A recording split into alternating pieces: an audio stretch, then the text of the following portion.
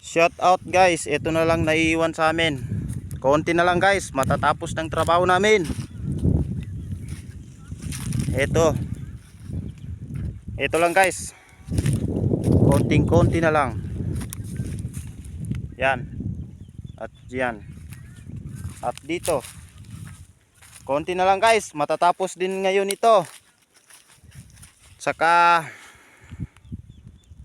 yun ang kasama ko, tatlo sila guys. Yan. So magtrabaho kami ngayon.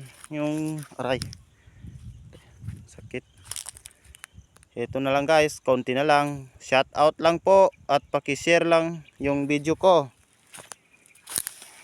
Para dumami naman yung konti nating followers guys. At maraming salamat kung sinong makakita